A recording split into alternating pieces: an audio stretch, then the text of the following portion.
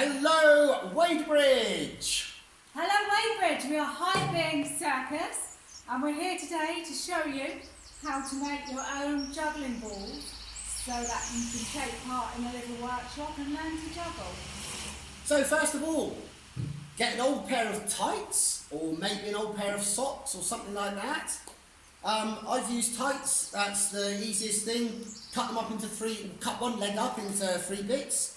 You will have obviously 2 foot ends. I think I've got 2 foot ends here somewhere, and a bit in the middle that you'll have to tie a knot in.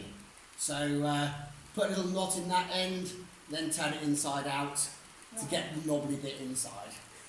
Today we're going to be using corn flour, but you could use plain flour, you could use bird seed, I think we've used corn before, millet, use your imagination, lentils, all sorts of things. You could even use sand, couldn't you? We could indeed. You'd use whatever you have around the place.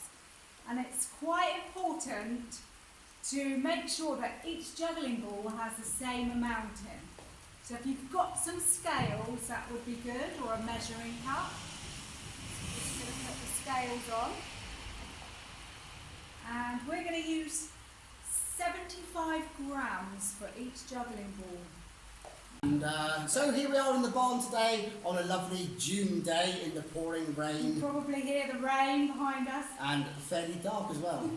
So, probably easier if you have 2 people for this, just to speed it up, but you can do it yourself. Just dip your flour into your old sock or a pair of tights. Now probably no need to tie it up straight away. You can, or you could just get it, make sure it's right down the bottom there, give it a twist, and then perhaps turn the excess material back over again just to give it a little bit more strength. And then you can just pop a little knot in there if you want. It doesn't actually have to be knotted because we do put an old balloon over the top. Yeah, we've got some budget party balloons here. If it's multicoloured, that doesn't matter, or if you have all one colour, that's fine. Or maybe, due to the COVID, you might even have some latex examination gloves. You could use, you could use some of those as well if you've got a few spare. So you just need to snip the end off, which will make it a lot easier to fill up. So I'm going to stick that chap in there, knot downwards, and then, just to be on the safe side, it doesn't really matter, that would be fine. It doesn't even matter if you don't do up the little hole there, the little gap. It won't hurt if it stays like that. But so we don't get flour everywhere today, and these are quite old balloons, we're going to pop another one over the top. There we go, so no need to tie off the end of the balloon. There we are. In fact, that's one ball done. If I have seen it done with different coloured balloons layered up over each other. Superb. And you get a kind of spotty effect then, which is quite nice. Here's something we made earlier actually, so I think we can. Okay. Are you ready to learn to juggle? Now, first of all, I would recommend we starting with 1 ball. And you're just going to get used to throwing it in a nice smooth arc from one hand to the other. So it's going to go up and over and down into the other hand. And it's going to pass in a nice arc in a sort of an imaginary space just in the middle of your forehead. So you're just going to get used to throwing it over like that and then throwing it back with the other hand. And just get used to doing that. So it doesn't matter if you're left or right-handed, you've got to get used to passing it from one hand to the other anyway. So not too high, not way above your head, and not too low, because that won't give you enough time. But do practice that for quite a few times. Just get used to throwing it backwards and forwards, you know, woohoo, maybe 20 or 30 times, just getting used to that. And sometimes people are better with their right hand or left hand. Just get used to throwing up and down and catching even in one hand as well, just to get used to what you're doing before passing it over like that.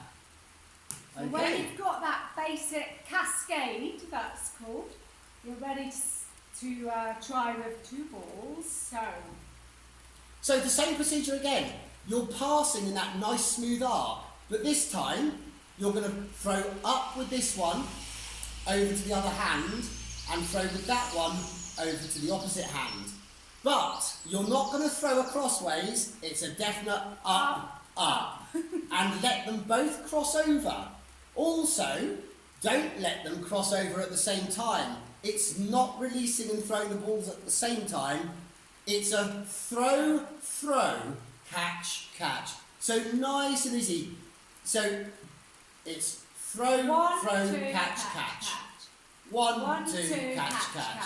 1, 2, catch, catch. 1, 2, catch, catch. It doesn't even matter if you do a throw, throw, drop, drop.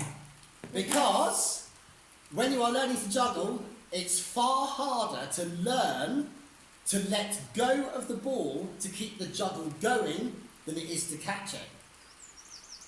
So practice that, maybe until you can do that confidently without dropping them about 20 times. Maybe then you would be ready to put the 3rd ball in. When you're ready to put the 3rd ball in, if you are right-handed, you will start with 2 balls in your right hand. If you're left-handed, you will have the 2 balls in your left hand. I'm right-handed, so I've got 2 balls in my right hand and 1 in my left.